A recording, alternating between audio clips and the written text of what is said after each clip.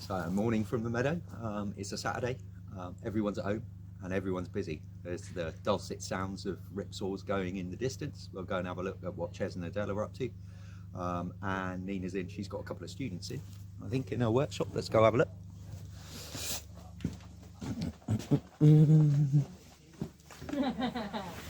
Say hi, everyone. Oh, hi.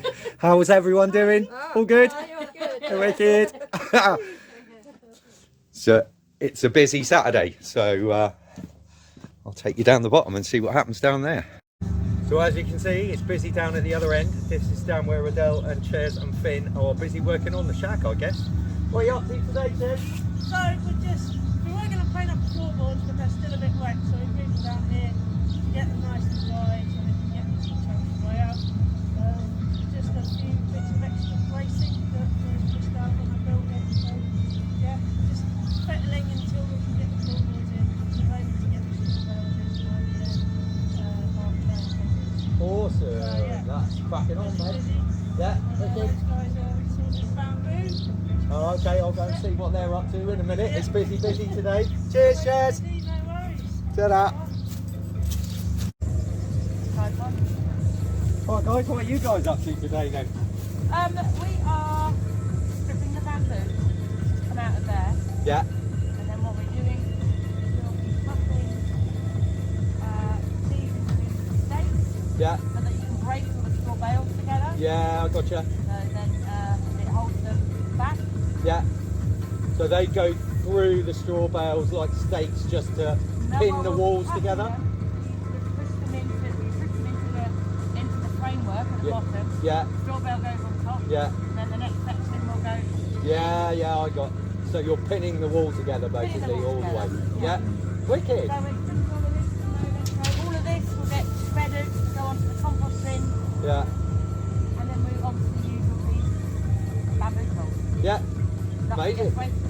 So growing your own materials. Growing our own materials. Yeah, winner. Excellent. Cheers, Dal. Have a good day. Morning, guys. So today I'm inventing.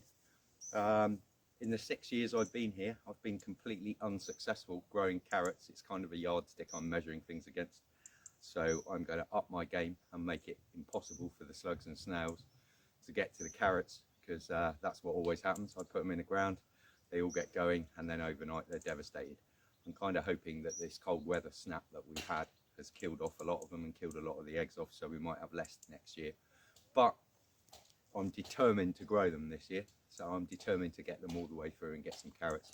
So what I'm going to do is use these components here to get the growing medium, the soil, out of the way so the slugs can't get to it, and then hopefully that gives the carrots a fighting chance this year.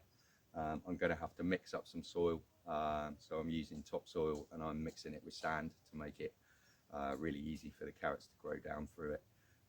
But that's the later stage of the game. At the moment I'm just going to build a swinging rack basically with all these pots. They'll be up off the ground, and then hopefully the slugs can't get to them. But I'm going to go pure belt and braces here, use copper strip as well to keep them off, and we'll see how it goes. It's a bit Heath Robinson, I know, but I quite like Heath Robinson. Right, I'm going to go to stop motion and just do the whole lot in stop motion, and then we'll have an natter at the end of the whole process.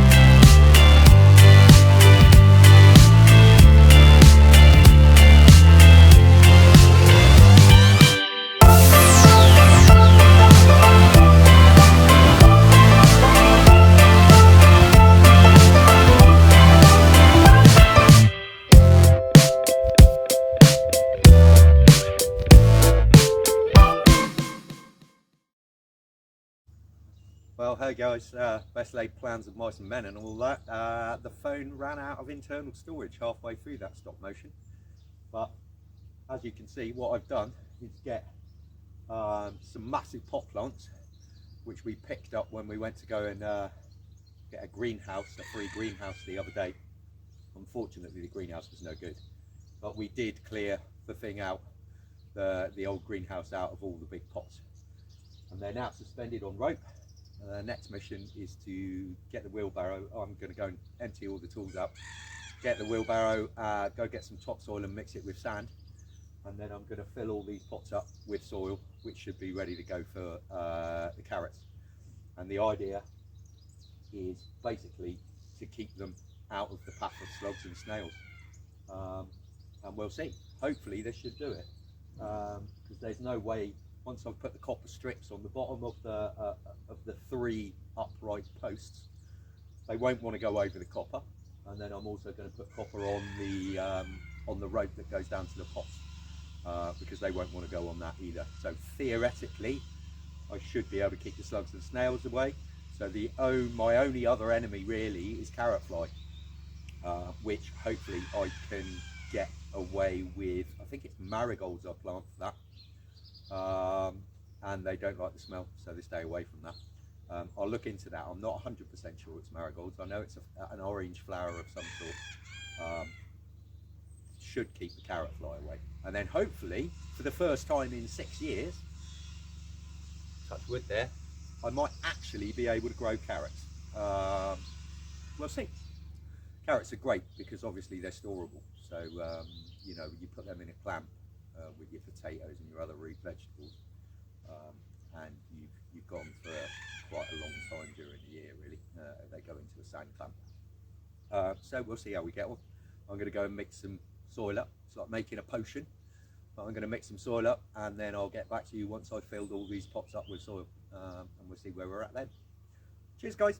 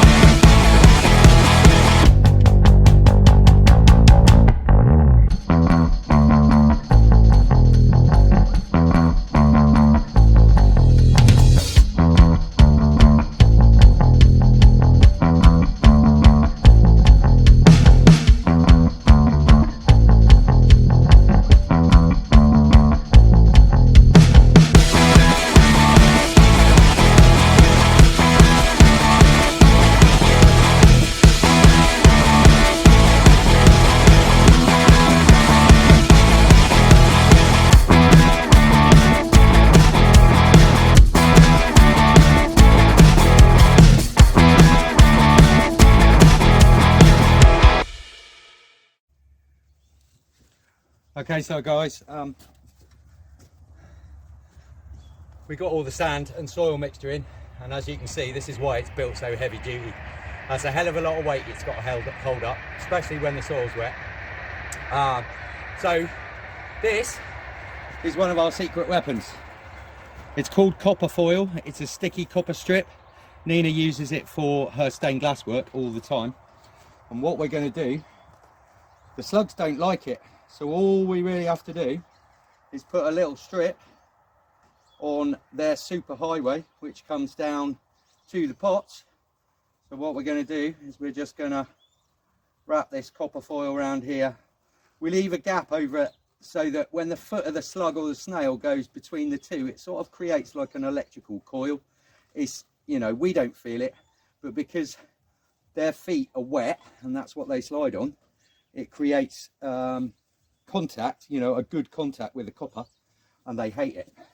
They just repelled by it. It's almost like, oh, I don't know whether you're ever, when you're a little kid, whether you ever stuck your tongue on a 9-volt battery to feel the fizz. It's exactly the same for the foot of the snail. So yeah, it creates a fizz on their feet and they don't like it much.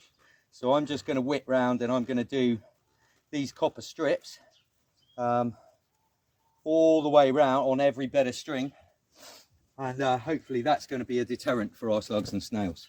But yeah, we're pretty much all ready to go. I'm going to leave it uncovered because what will happen, because I've just dug this topsoil out from up topside and there is sort of things like stingers and stuff in it, what will happen is they'll grow before I plant the carrots out, so I can weed all these buckets basically and get them nice and free.